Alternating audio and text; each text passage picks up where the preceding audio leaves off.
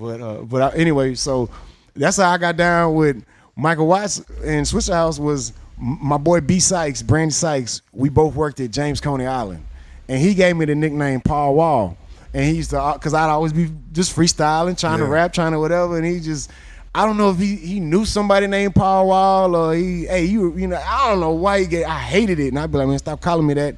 And everywhere we go, he'd say, hey, this is my boy Paul Wall. And I'd be like, man, I ain't Paul Wall. My name I went by that time was Overflow. That was my rap name. So I'd be like, no, I'm Overflow. I'm the Cape Crusader, whatever my rap name was. Man, no. And then, man, we'd go to the All-Star and Ron C. Michael Watts would be there. And Ron C. would be like, hey, shout out to my kinfolk, B Sykes. Hey, what's your boy name? His name Paul Wall. Shout out to Paul Wall. And I'd be like, man, why you say that, man? Ain't nobody know me. Everybody go to my school, anybody that know me, they don't know me as Paul Wall. Yeah. And that wasn't my last name, so they'd be like, I'd go tell, hey, you heard him give me a shout out? He ain't say you. He said Paul Wall. Wall ain't your last name. Yeah. And I'd be like, oh, man, quit calling me Paul Wall. But it stuck, and it just so happened when I played football, man, it's funny because when I played football in high school, for the 2 years I did play or 1 year, whatever I did play, the coach used to say, Paul, the wrecking ball, tough as a wall.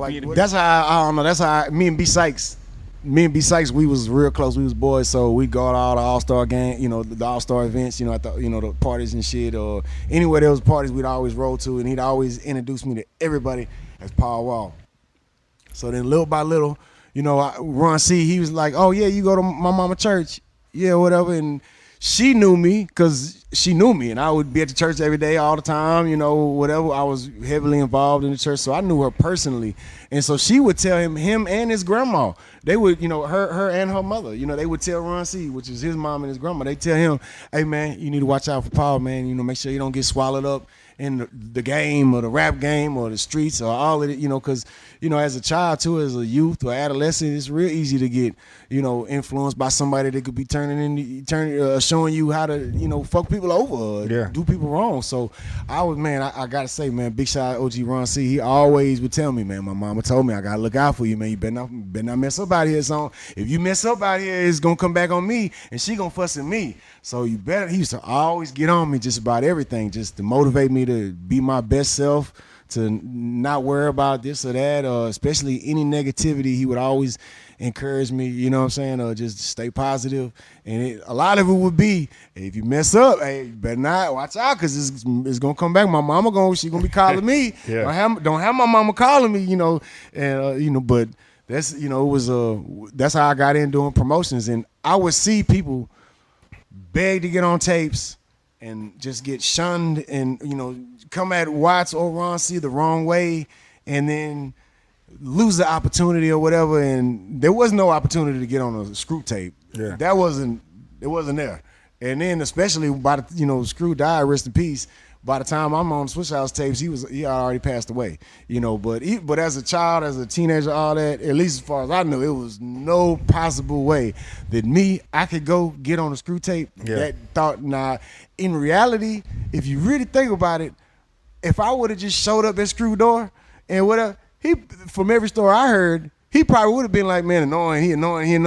All right, fuck it, let him in, and probably would have let me in. But growing up on the north side, that thought was like, this is not ever going to happen. Yeah. So, even being on the Swisher House tape, the Swisher House, growing up to me, I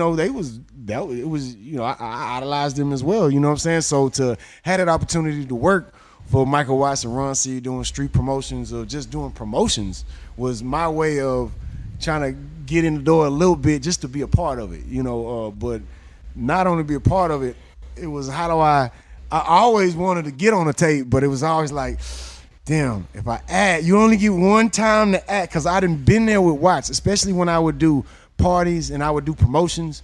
I would have access to a lot of the record vinyl, and I'd bring it. Hey, Watts, I got some new vinyl for you. All right, cool. He fuck with me. Ron C fuck with me. I went to church with his mama. Whatever. They fuck with me. Now, they knew I rapped as well. Me and Camille rapped, but we wasn't all over them trying to act like we was entitled and they got to sign us and it's on you to make us a star. We were never doing that. It was just, hey, yeah, I rap. Hey, I'm a fan of the Swisher House. I do promotions. Let me do promotions for you, whatever. And I remember one time Watts played one of our songs. Him and Ron C played one of me and Camille our song. We was in high school in the All-Star. We was like everybody was tripping like, man, what? Oh my God, this was like, you made it, and this is before we was even in the Swisher House, but it was just because he had love for me and Camille because we was young artists in the neighborhood, same way he had love for Slim Thug or anybody else. It was just trying to come up and make it. And, doing promotions was okay, whatever. Now I can kind of earn my keep and, kind of maybe move up to maybe if I do ask for, but like I said, I done been with Watts where people come up to him, ask him, call him, whatever. And he'll say he'll never answer their phone call again or whatever. And this is 20 years ago, but it was at a time where everybody felt like, if I meet you, you're my ticket out. So if you meet anybody that was a celebrity of any type of way, and people feel like this still to this day, when they meet a lot of celebrities or people who make it, they feel like, oh, I prayed for God to send me a sign. Now I met you. You my way out. So you owe me because I prayed for God to show me, and now you here. And you just going to the store to get a Sprite and come back home. You're like, what you mean? What's that? Yeah. But this is how I felt like that too as a child. Like when I met somebody, like I remember my whatever. Just anybody say they know a celebrity. Hey, can you give us some money? See if you got some money for it. Cause I don't know. You don't know. So I don't know. It just that was my way of trying to earn my keep doing promotions, then DJing, and then eventually rapping. Donnie Houston.